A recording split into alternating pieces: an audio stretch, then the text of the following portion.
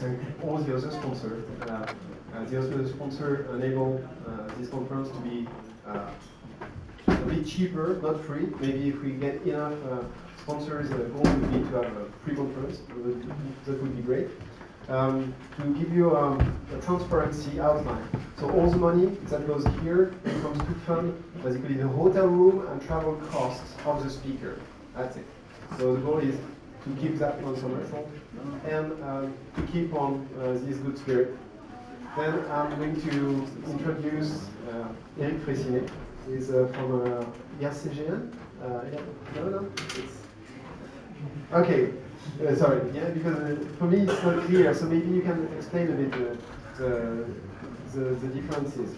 And basically give the viewpoint from maybe a more investigative and more research for the state perspective toward hacking and security. And, so thank you very much.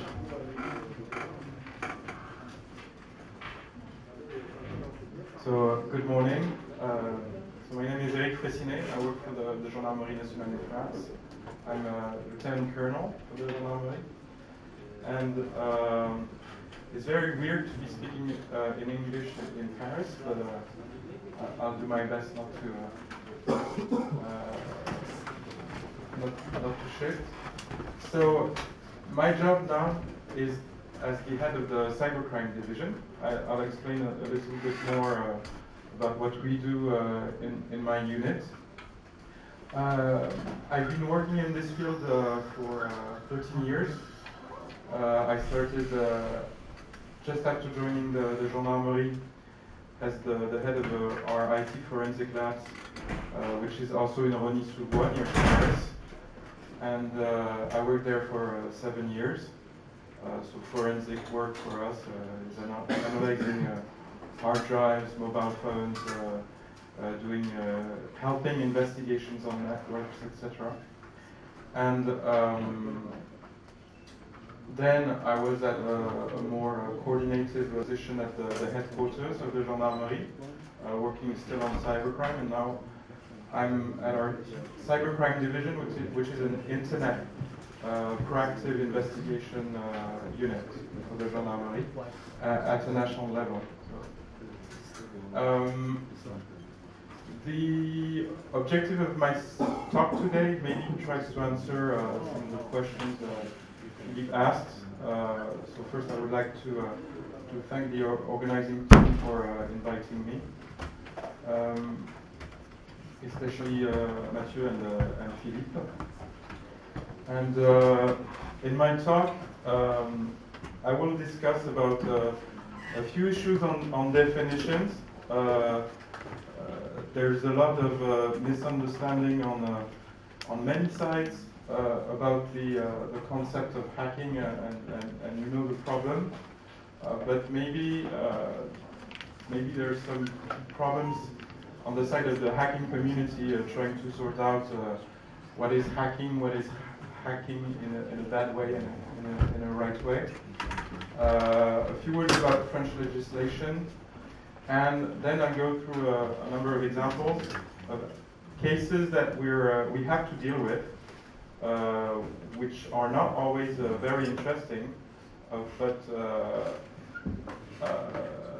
it's necessary to deal with them because of the problems they cause to the society. And some of them are more important, more complicated, and we're working on them with the whole law enforcement community in France, our partners all over the world and in Europe, and maybe with some of the security community also.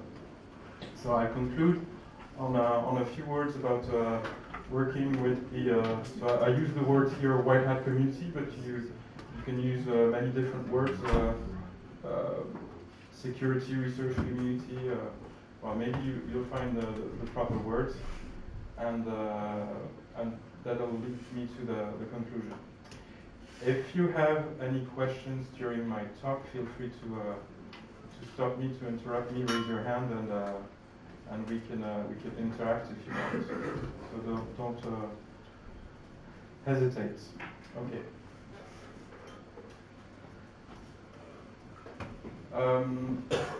So the usual problem is on this issue of vocabulary.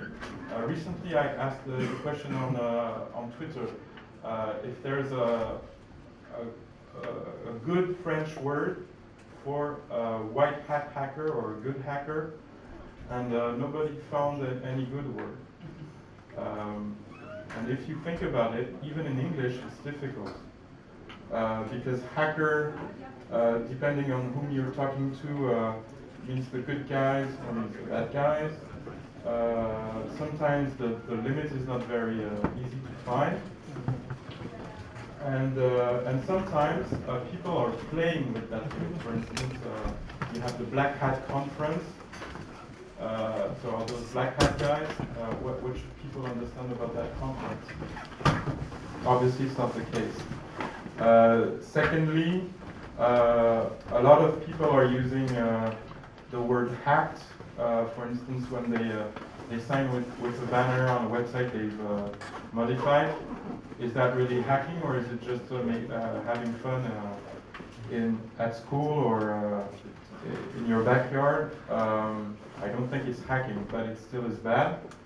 And journalists, obviously, and the public in general, just don't understand the difference. You always have those titles about hackers can turn your home computer into a bomb, etc. So there is a big effort of everybody, but I think especially the hacking community, to find the proper words to talk about their work, sometimes to define the proper ethics. You've signed a document when you entered the room promising that you wouldn't hack during the conference, etc., etc. So I have no good words. When I was younger, we were explained that crackers were the bad guys and hackers were the good guys. But then I was told that cracking is not bad. Hacking is just about cracking software. Okay, so we need to find the proper words, and we need to be more in a debate, in a discussion, and more open about the activities. But I guess that at the same time, it's not fun if there's no confusion. So I think there's some fun too for you and for the hacking community in general to be in a gray zone. So maybe this community needs to be more sometimes clearly in a white zone when needed, especially when communicating to the public. Okay. No questions about this?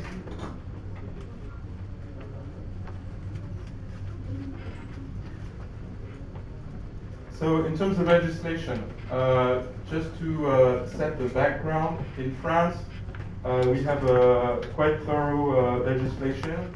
I'm just here focusing on attacks against computer systems, as we say in Europe. So we have a legislation that dates back to 1988, covering all aspects of unlawful interaction with computer systems. First, an interesting concept: we don't talk about computer systems or networks or systems, digital systems, etc. In 1988, they defined the notion of automated data processing systems. And what is important to understand is that following the discussions in the parliament and following the discussion of tribunals, you must understand this in a very wide manner. The idea is to protect all natures of systems, whatever the evolutions of technology, and whatever the technical mechanisms that are behind those systems. It doesn't have to be using electricity. It doesn't have to use a network. The idea is that those systems process data and that the legislation protects them. It protects businesses as well as home computers, your personal telephone, home network, simple telecommunications network, etc., etc. Most of the different articles of our legislation don't raise a large debate. It's all about unlawful actions, and unlawful in the sense that it's not authorized by the person who is managing or who is responsible for the system. So it's quite simple. It's protecting your property, protecting your environment. It's very simple to understand. It even covered obstruction or interference to the normal functioning of the system. So denial of service attacks of today have been covered since that legislation in 1988. Then we have a last article that was introduced in the very recent years. It's about viruses and hacking tools. And in the French legislation, what we wanted to cover is the import, possession, distribution, etc., all actions related to the fact that you have, that you possess, that you're using, that you're distributing, selling, etc., without a legitimate reason, any software, data, or other means to commit the above-mentioned offenses. So there was a big debate in the community. Maybe some of you were too younger in that time, but one of the key issues was is it going to prevent research? Is it going to prevent people from testing their networks? Is it going to prevent this kind of meeting, etc., etc.? Obviously, it's not preventing this kind of meeting. So that's the first point. Does it prevent research? The discussions in Parliament were very clear. The idea was not to prevent research, and universities, security companies, etc., doing research were not targeted. For law enforcement, our main objective was to cover situations when we have a suspect in view who is developing a virus with a specific target and has not started using it. So for instance, he's developing a virus to enter a specific network. He's designing it to allow him to use it. He's offering it to bad guys, for instance, selling it, offering his services, but not yet using it. So we wanted to be able to investigate those kind of cases. The second aspect we wanted to cover was unreasonable distribution of security tools, and in some situations you have people, and there's one instance in France where a guy was involved in such a case, where exploits and code are distributed without any kind of protection, without any assurance that it's targeted at a knowledgeable audience, without any warning, etc. And in those cases, the idea is that it's not that's the discussion around those articles.